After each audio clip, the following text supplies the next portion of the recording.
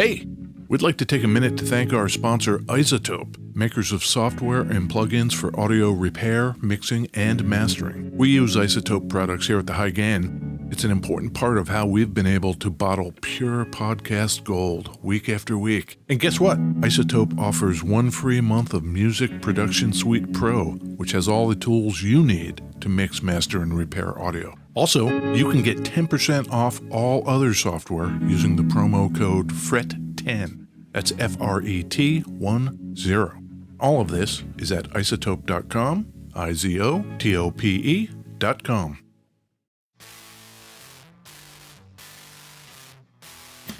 Hey, this is Ed Peterson. And this is John Kiltica. And this is the High Gain Podcast, John. Oh man, the High Gain Podcast, Ed. The people love it. They do. They've been talking all about it. Yep. What do we talk about here, John? Oh, we talk about the state of everything, including guitars, effects, and such like. Where are we recording from, John? Beautiful West Seattle, Washington. I said a week ago that I would be gone this week. Yes. And I'm not. We decided to squeak one out. Squeeze one out. So I'm also in beautiful West Seattle. But everything is packed up. I've got my mic ready to go. I'm going to get off and I'm going to unplug shit and we're gone. For viewers who are just tuning in, Ed is getting in the car and he's driving to Palm Springs. Palm Springs, California. California. You know, it feels like if we're going to be quarantined and bunkered down, we can do it wherever. What do you think of that, John? Crazy, man. It's like 4.5 hours from Palm Springs to Guadalupe. Yeah. Our friend, Justin Abernathy. Our friend and guitar maker. He lives in Guadalupe.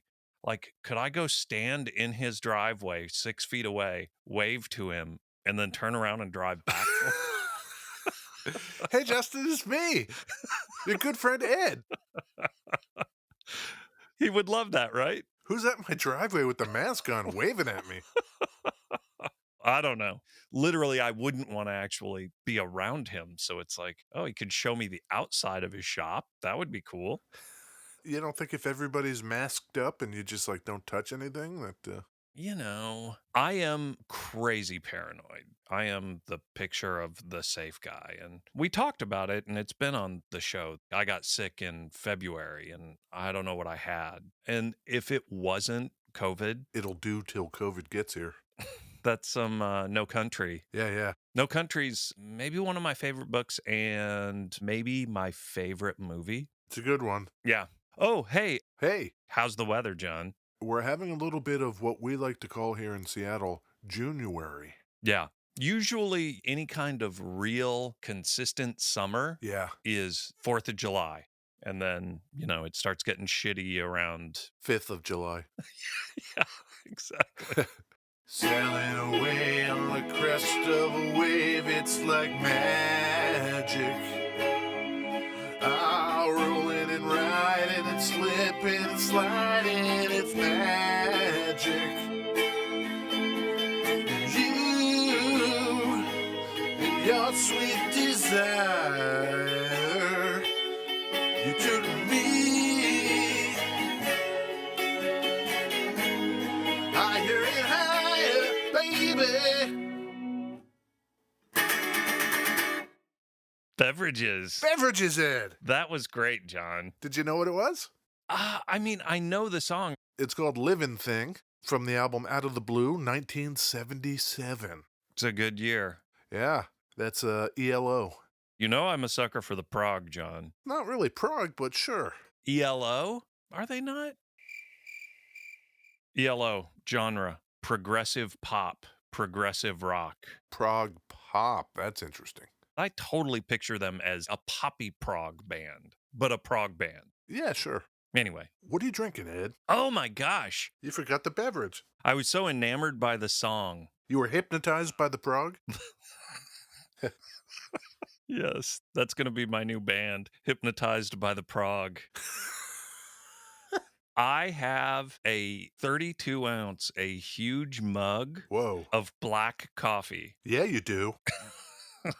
I have effectively half a pot of coffee in my hand. Do you have like a big, huge thermos to take on the road so you can just be sucking down coffee the whole way down to California? I'll probably do a couple of 32-ounce 64 ounces of coffee. That's what they recommend in a day, right? Coffee, yeah. What about you? I too have black coffee, but Ed and I have risen very early on a Sunday Mm-hmm. to record this so Ed can get out on the road. Yep. So I'm not drinking my normal kind of refreshing beverage. I have a breakfasty beverage with my coffee. Oh, Grapefruit juice. oh, great. Yeah, it's very refreshing. Refreshing like a punch in the fucking spit gland. I dig a nice glass of grapefruit juice on occasion, but it's hard. It's kind of got that sour, bitter thing going on. I like that about it. From concentrate, what do you got going on there? It's from concentrate, yeah. Concentrate like old school in the like weird container that's frozen. The tube? Is that still a thing? It is, right? I don't know. And then you'd stir it up, you'd think it's all right, and then you get like a lump at the bottom. A lump of just like syrup. Oh.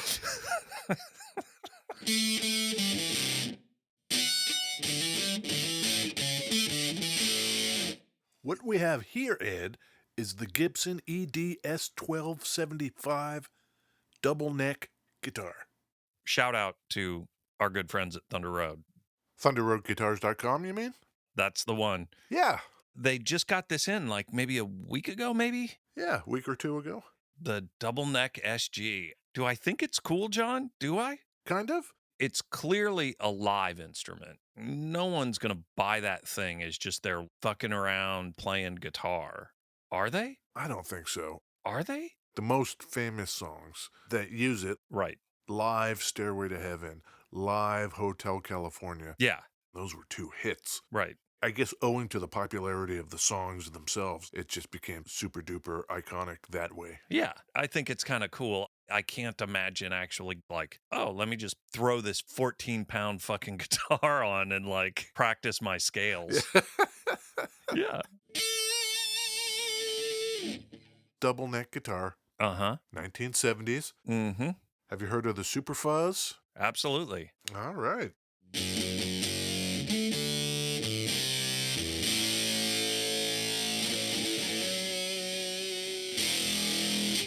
What do you think of that? I think it sounds like a 70s fuzz pedal. Yeah. It's definitely brighter than, kind of I picture most modern fuzzes. Like that almost sounds like a fuzz pedal and a rat. Like it sounds like it's got more overdrive to it. A little bit, yeah. This would be the Super-Fuzz circuit. Started out with the Shin people in Japan and ended up being used far and wide. There was a Univox. Mm-hmm. This one was made by Unicord. Shin licensed the Super-Fuzz circuit to tons of people. And this one just happens to be the, American Super-Fuzz. It's got a big surface for your Gigantor feet that says in big block letters, Super-Fuzz. The Sun Life pedal. Yes. That's one side of the pedal. Is it? Yep. The Shin FY2, FY6 units. How easy is that thing to play sitting down?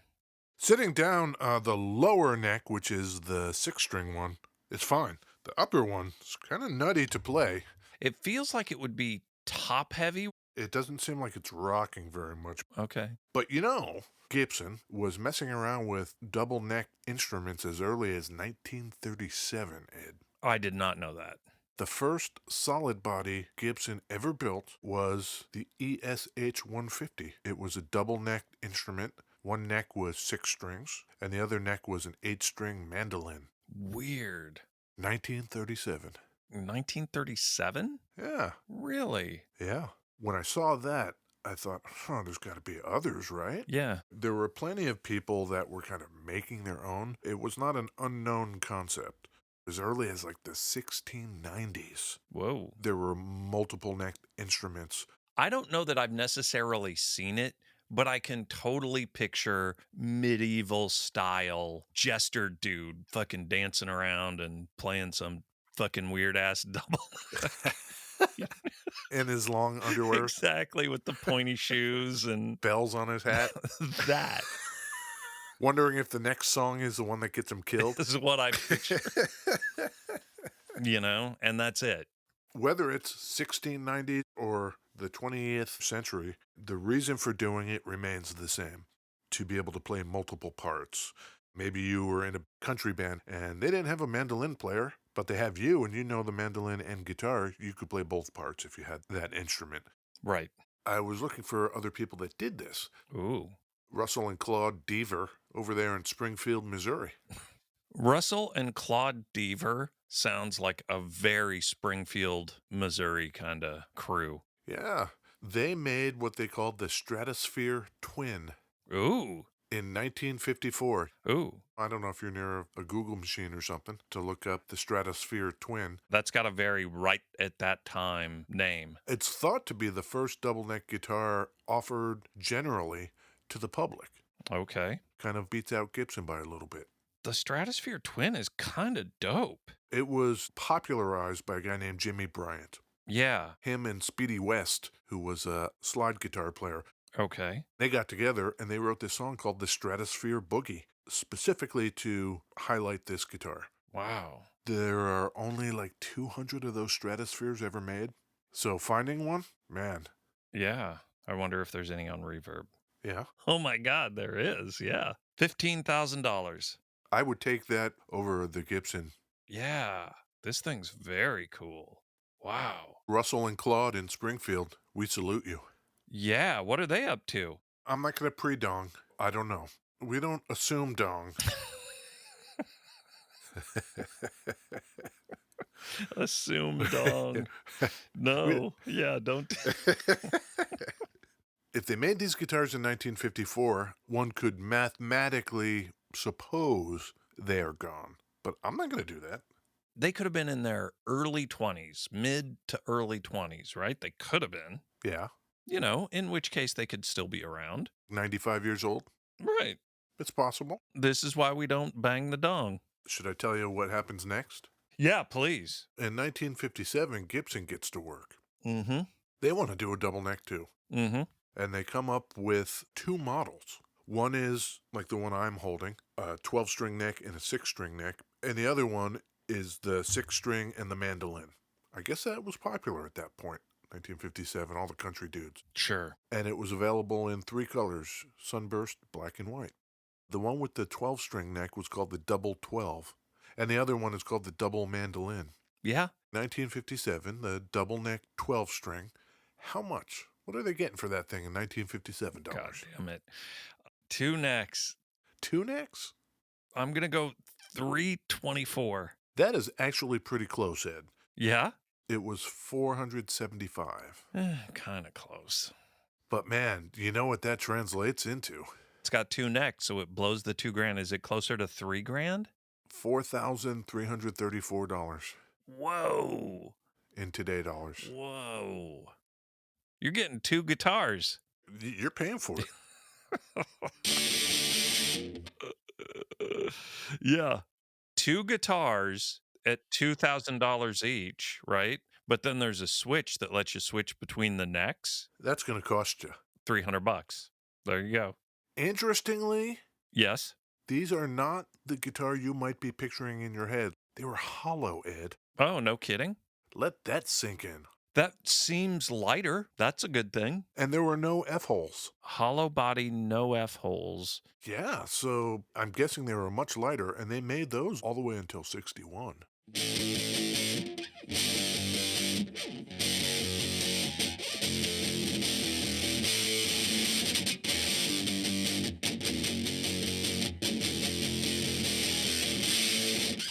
You know that one? Oh, sure. 25 or 6 to 4? Yeah. Fabulous Band Chicago. Yeah, I know that song. I could do that on this guitar because it has 2 necks, Ed. The Chicago Boys, did they use that live? I have no idea. Okay, thanks. 1962, that is the magic year, Ed. Yeah. They switch over to the solid body SG style that we are familiar with today. At the same time, they made the EBS 1250, which was a 6-string guitar neck and a bass neck, Yeah. and had a built-in fuzz tone. Oh, no shit. Yes, please. Yeah. The Eagles used this guitar to great effect live when they would play Hotel California.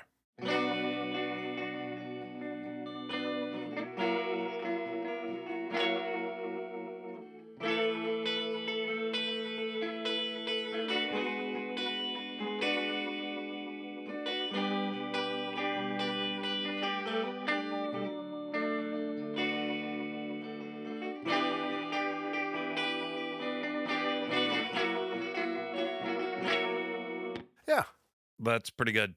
The actual band that I've seen yeah. that plays double neck guitars, Boris. They bring the heavy. They bring the heavy, but they also bring the double neck guitars. They're giving you twice as much every song. Man, do I know what you're saying. This guitar, does it have the big block inlays? It does. The split parallelograms. Yeah, those are dope.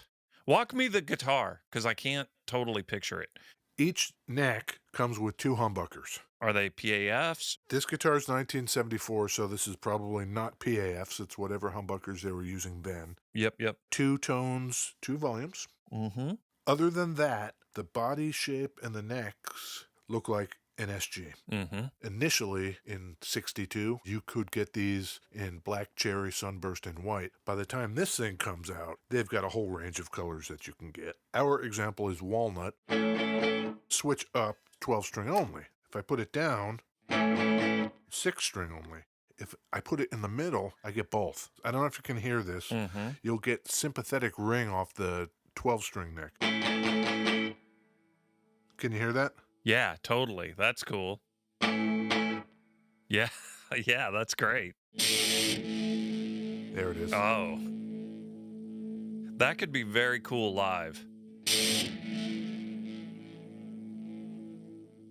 Let's rattle off the 12-string neck.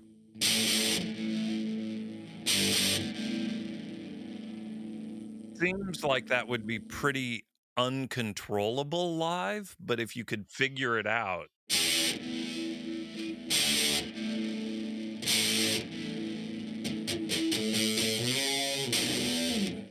If that's the thing you want. Yeah. Now it's off, so I'm not getting that ring.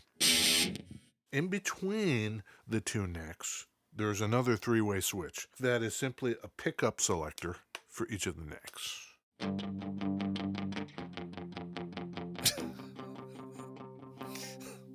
I don't picture the Go-Go's. We got the beat. No. Mm-mm. No? The chorusy thing. What were you playing today, John? Let's talk about that, Ed. Okay. I'm on the 6-string neck. I'll go over here to the 12-string neck.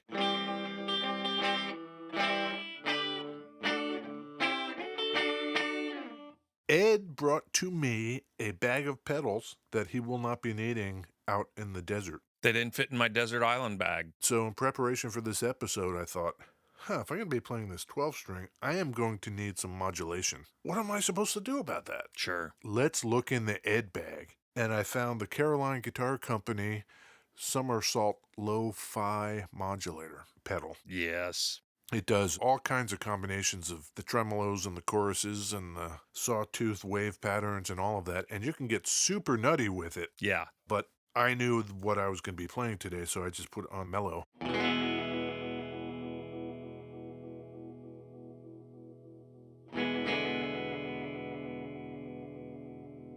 So you know what you can do? Play and then hit the secondary foot switch and hold that down.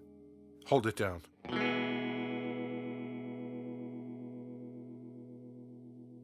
Ooh. It's like a chaos mode almost, where it just like maxes the effect out.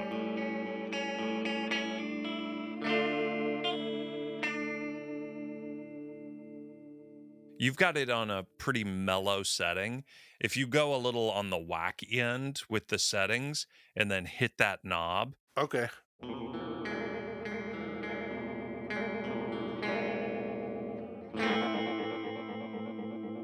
Yeah.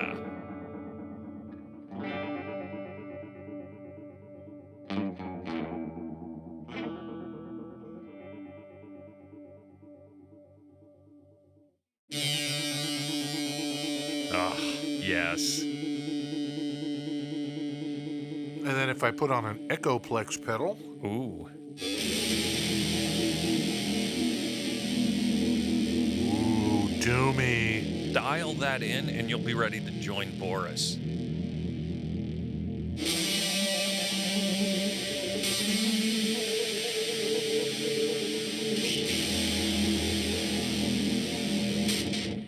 Oh, that's so doomy. I think what would be really great Yes? is if you're out there and you're in a playing live band, I think it would be killer to have this guitar. It's sitting over on the side, so it's just like, oh man, what are they going to play with that? And then just on one song, pick that guitar up, put it on, and then only play the 6-string side and then put it back down. Like, the limited utility of that guitar, I think, is awesome. I dig it. Yeah. Solid body shapes. I think SGs are sweet. It's very devilly. My favorite. They made the devilly only until 68. What do you mean? 1962 to 1968. And then they took a little bit of a break. Took a breather. Sure. Did not reintroduce it until 74. The one you've got is first year of reintroduction. Yeah. Okay. Between 68 and 74, that's when Stairway to Heaven was done. And so Jimmy Page had to actually order one made because they weren't making them anymore. Yeah. One thing I read was that the bodies aren't like CNC machined and they're all very custom. So apparently those early ones, they're so one-off, the body shapes all vary just a little bit because they were very hand cut. I could see that. That's a thing I read. So that's cool. These days, you can still get them. I think there's even a Slash model. Totally. But I didn't want to talk about that, so I didn't go that far into the future. Sure. I like hanging out back here in the 70s, Ed. Oh, hell yeah. I do think there's something in the desert that does something to people, like those Eagles of Death Metal and Queens of the Stone Age and Caius. There's a lot of like aggro-y desert boys. A lot of like dried up testosterone just waiting to crust off on people. Like, They need a good kick in the spit gland. yeah. Yeah. Ooh, my car has a little charger. I could take my fucking guitar shit out into Joshua Tree and play guitar in the desert. I think you should. Hey, John. Yeah. We went and saw Pedals and Effects. Shout out to Juan. I think he's getting better, but also shout out to Nick Reinhardt. And Nick Reinhardt just released a new album. His band Disheveled Cuss, their debut. Ooh. Do you know about this? I don't. It sounds like Teenage Fan Clubby Weezery kind of thing. It's crazy because you put it on and it's like, oh my God, this does sound like an album that would have come out 20 some years ago. And it's killer. I think it will be very your jam. I am writing that down right now to look up on the interwebs. Disheveled Cuss. I'm going to look that up. I think everybody should look that up, viewers. Ed has just hipped you to something. It's really good. Everybody should look that up. You know what else they should look up, Ed? Oh, The High Gain. The High Gain. Yeah. We have a webpage, Oh, thehighgain.com. thehighgain.com. And we are also Yeah. on a lot of the socials. Oh, sure. Twitter, Facebook, Instagram, yep, LinkedIn, Pinterest, YouTube. all of them. Patreon.com/thehighgain. If you want to help us out Sure. on this journey, Shout out to all the Patreoners, you know? yeah, Yeah. this is going to be great, Ed. Yeah. Ed in the desert. Desert Ed. Looking at tarantulas. Sure. The cool cactus. Yep, that's where the tarantulas hide. Yeah. Have a safe drive down there, Ed. Thank you, John. All right, then. I'll see you in a week. Okay, cool. Bye. Bye.